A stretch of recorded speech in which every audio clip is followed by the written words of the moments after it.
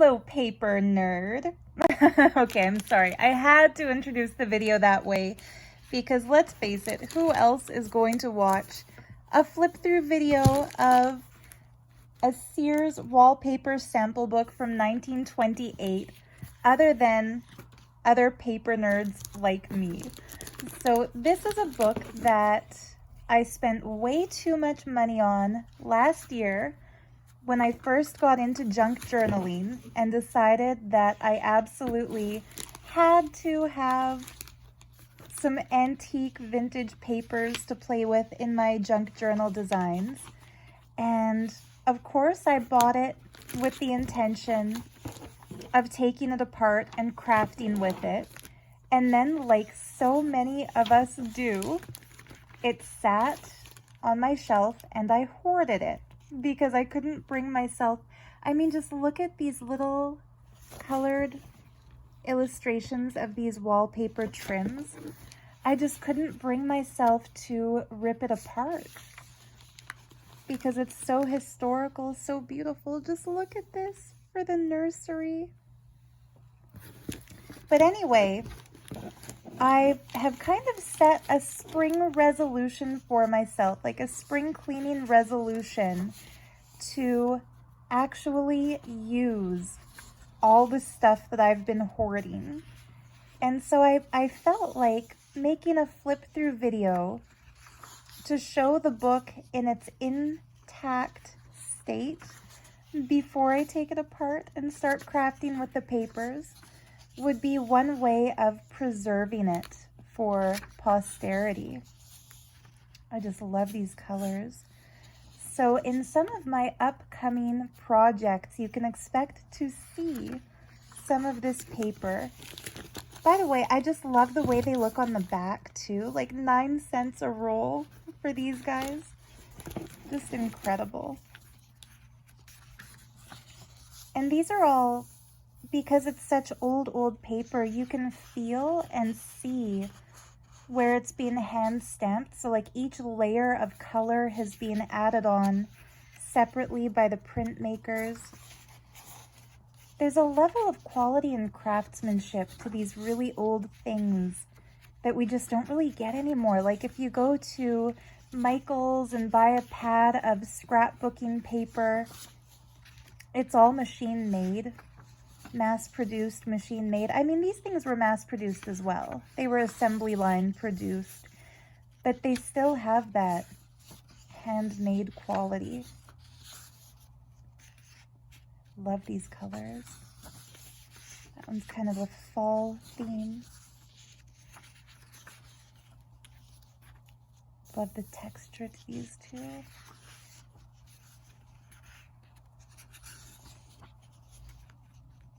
One thing I'm going to do before I start taking it apart and crafting with it, this one's one of my favorites.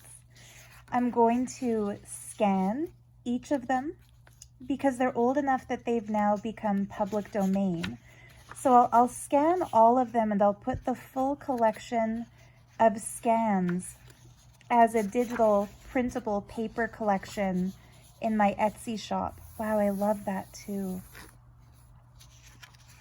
And that way, if you love any of these papers and want to print them out and use them in your own designs, you can have the collection. What I love about printables is that you never feel like you're wasting something, because if you can print out as many copies as you want. So if you're using it as like the backdrop for a collage, wow, this is one of my favorites too. You guys know me, I love my bright colors. If you're a regular viewer, that is. You know, look at there's some shininess there, some silver. But yeah, with a printable, you can print out as many copies as you want. And so there's nothing like wastage. If you don't like how a project turns out and you've used a printable, you can just print another one, do it again. Whereas with these antique pieces, oh, there's another favorite of mine. With these antique paper pieces, it's kind of like if you use it and you cut it apart or you collage something else on top of it, it's lost forever. Like it will never again be the original. I just love this too. I'm probably going to bind this right into a junk journal. If you buy the printable collection from my Etsy shop, I will also scan these, all the little extra ephemera bits that come in here. I'll scan that. I'll also scan this little envelope so you can print that out like a journaling card. And I'll scan the backs of a few of these. It's interesting, like as the book goes on, we come to the more expensive. Like remember earlier it was only 9 cents a roll. Now we're up to 23.5 cents per roll. I wonder in which year companies stopped charging by the half cent. I've never ever seen that in a price before. Something and a half cents. It sounds almost British, like a halfpence. Love the texture on this one. And the design almost looks like a jigsaw puzzle. Again, another favorite. I love the florals and the botanicals. Almost like a watercolor style. I'm not going to scan the back of every single one of them because that would get excessive. I'll scan a couple backs so that if you want to print it double-sided and make something cool out of it. Okay, this is my new favorite. Love that one. Imagine this page made into an envelope so that that's on one side and then that's the front. Oh. My inner crafter is already trying to think of what I want to do with these papers. After having them, like I said, sit in my stack of books for so long. I even kept them in the packaging that they were shipped in because it's just so precious to me. The reason I introduced the video with like a hello paper nerd is that I feel like we have kind of a kinship, this paper craft community on YouTube. Okay, another favorite. Just look at these bold. It looks so modern. Like this looks like something you would see now on somebody's wall. And yet this bold print is from 1928. I guess we have to remember, style has always existed, right? People have always had an eye for design.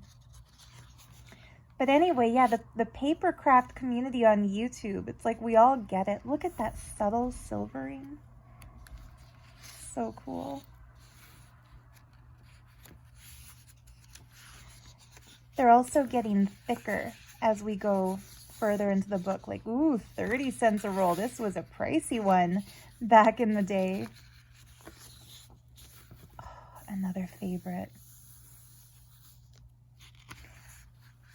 I remember watching an interior design show once with my mom when I was a kid, and the designer said that every room should have one black accent to anchor the eye.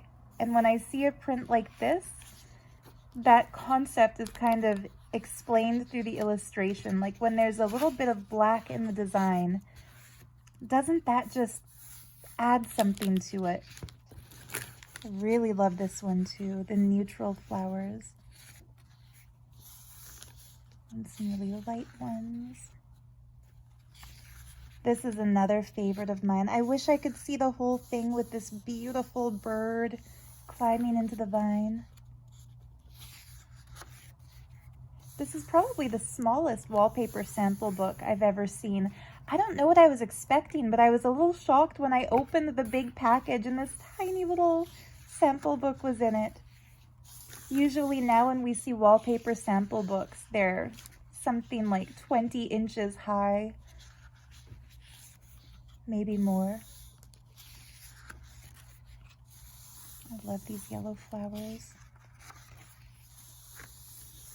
Oh, I wish you could feel this one. It may not look like much compared to the others, but it feels like straw. Like it feels like It reminds me of those handmade papers. This one too, really cool texture. Oof, and this one feels oily. It's like a waxed something. Cool tiles. What does it say on the back? This paper is varnish coated, so there we go. Washable walls, good if you have kids. Another varnish coated one. I'm thinking I'm going to do a junk journal using some of my antique French ephemera. Like I've got French letters from the 1800s and French ledger paper, French magazine pages, again, that I bought with the intention to use, but then I started hoarding. And wouldn't this just look cool because of the fleur-de-lis inside a French book?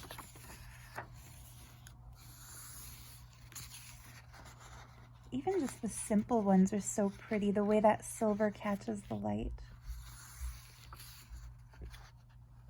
Really cool design. More cool texture. And that's it. That's the end of the samples. And then we've got this really thin paper. Again, that's going to look so stunning inside a junk journal. An antique guide to how to hang your wallpaper. It's just crumbling. So yeah, I'll scan these and include them in the digital kit as well. Luckily, it'll be fairly easy to take apart. I'll just have to open that staple and it should come out without damaging any of the pages. But there we go. I hope you enjoyed this little flip through of the Sears wallpaper samples from 1928. And I'll put a link to the printable listing in the video description in case you'd like to own this set for yourself in the printable digital form. So much love to you. Happy crafting. If you do get the printables and make any crafts with them that maybe you're going to share online, like on Instagram, please tag me because I am such a craft paper enthusiast. I would love to see what you make. In the meantime, thanks again for watching. We'll see you next time. Bye for now.